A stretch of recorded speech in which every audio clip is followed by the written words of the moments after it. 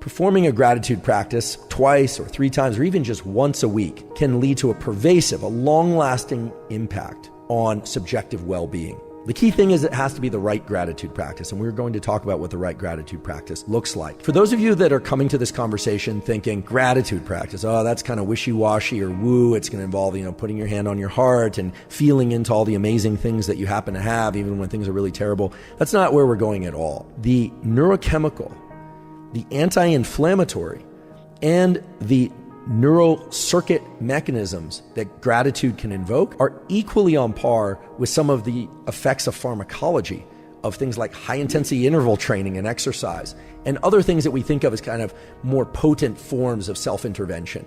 The data actually point to the fact that a gratitude practice is a very, very potent way in which you can steer your mental and physical health in positive directions, and that those effects are very long-lasting.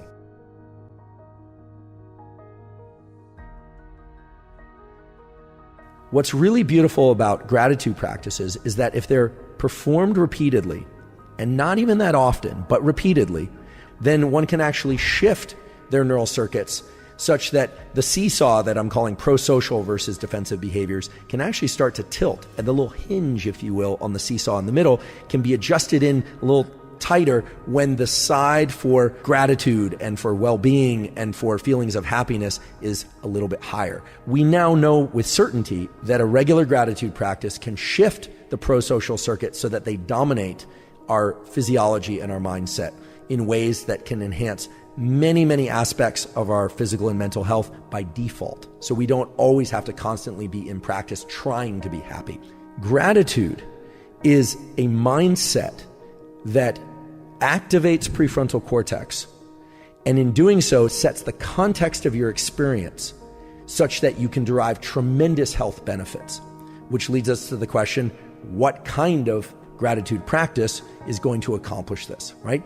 Because it is not simply the case that I could take a knife, please don't do this experiment, and cut my hand and say, I'm going to enjoy this. I'm doing this because this is good for me and it won't hurt. Of course it'll hurt, but I can't lie to myself. If I have some knowledge that cutting myself is bad for me, that's very hard to override.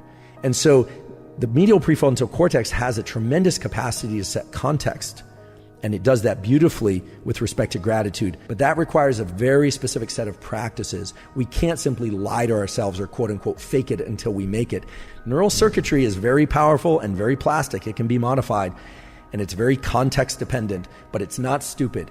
And when you lie to yourself about whether or not an experience is actually good for you or not, your brain knows. So what does an effective gratitude practice look like? Let's examine what an ineffective, what a poor gratitude practice looks like, because therein lies some really important information, including the fact that I think millions of other people out there are doing it wrong. Most gratitude practices that you see online and that people talk about in various talks and so forth involve something like writing down or reciting or thinking about 5 or 10 or 3 or 20 things that you're especially grateful for. Then really trying to feel into some of those, really try and think deeply about the emotions, the sensations, the perceptions that are associated with those particular people, places, and things on your list. Most studies actually point to the fact that that style of gratitude practice is not particularly effective in shifting your neural circuitry, your neural chemistry,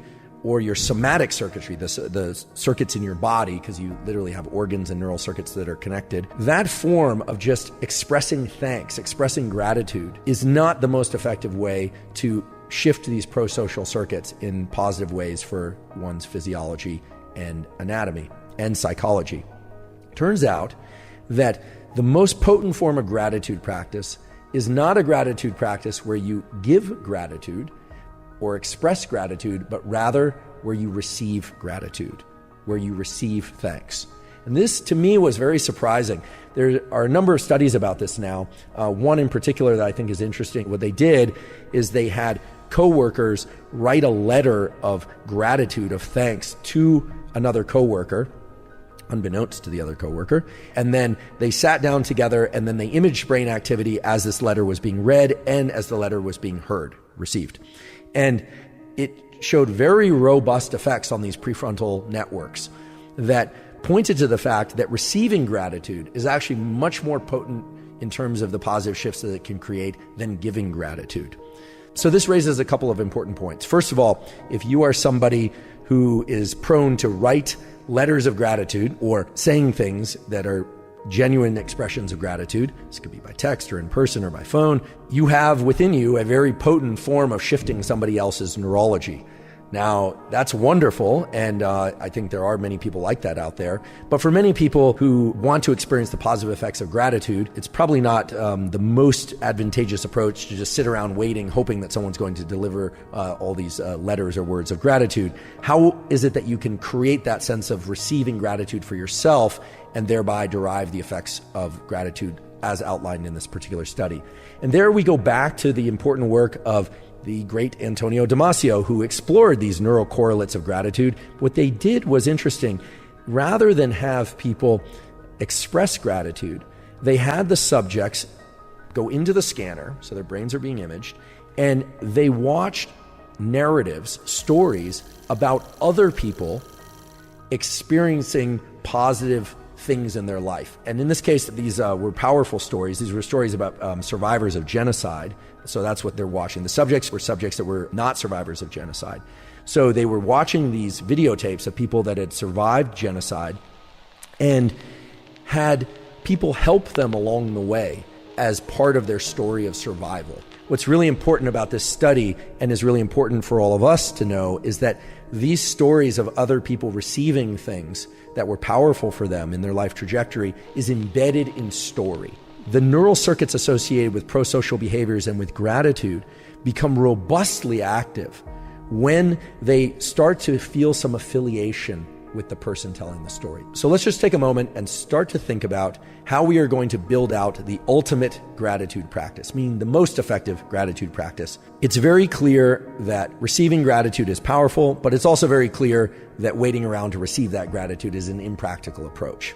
It's very worthwhile, I believe, to find someone's narrative that's powerful for you. It's got to be a story that inspires you. We can actually observe someone else getting help, someone else giving help, and that observation of our species doing that for one another allows us to experience the feeling of a genuine chemical and neural circuit activation lift, if you will.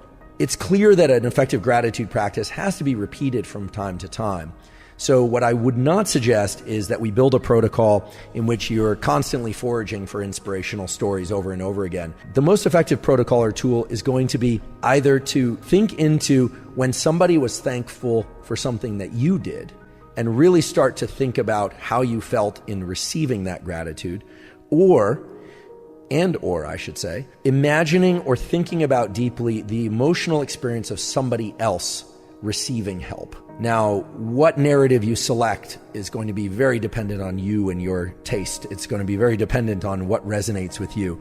But again, I want to emphasize that the story that you select does not have to have any semblance to your own life experience. It's just about what happens to move you. And so the way that one could do this, and actually I've started this practice for myself on the basis of the learnings I've had in the last few weeks around preparing for this episode, is to find a story that's particularly meaningful for you, and then to just take some short notes, bullet point notes, maybe list out, for instance, on just a small sheet of paper about what the struggle was, what the help was, and something about how that impacts you emotionally. Okay, this is something just for you. You don't have to share it with anybody. That kind of shorthand list of bullet point notes serves as your shorthand for getting into this mode that we're calling gratitude, and actually closely mimics a lot of what was done in these various studies. Now, this could be done literally for 1 minute or 2 minutes or 3 minutes. This is not an extensively long practice. And that's another beauty of gratitude practices, is that they have these outsized positive effects on so many aspects of our physiology, but these are very short practices. They're the kind of thing that you can do walking to your car. They're the kind of thing you can just sit down for a minute and set a timer and do, because they are really about changing your state of mind and body. Thus far, we've mainly talked about the effects of gratitude on neural circuit activation and changes, but we haven't talked a lot yet about the change changes in health metrics, in things like inflammation or reductions in inflammation and immunity and things of that sort. A really interesting recent study exploring neural mechanisms of the health benefits of gratitude in women, a randomized controlled trial. The first author is Hazlitt. Women who had a regular gratitude practice of the sort that we've been talking about up until now showed reductions in amygdala activity, a brain area associated with threat detection, an intimate part of the fear network in the brain. So reductions in amygdala activation and large reductions in the production of something called TNF-alpha, tumor necrosis factor alpha, and IL-6, interleukin-6. TNF-alpha and IL-6 are inflammatory cytokines. These are chemicals that exist in your body and that are released from cells when there is damage or kind of a systemic stress, when your system is in duress. And in the short term, they can be beneficial. They can call in signals for wound healing and repair of cells, etc. But you don't want TNF-alpha and IL-6 levels to be too high, and you don't want those levels to be up for too long. And so this study is really nice because they showed significant effects in reducing TNF-alpha and IL-6 in response to a gratitude practice.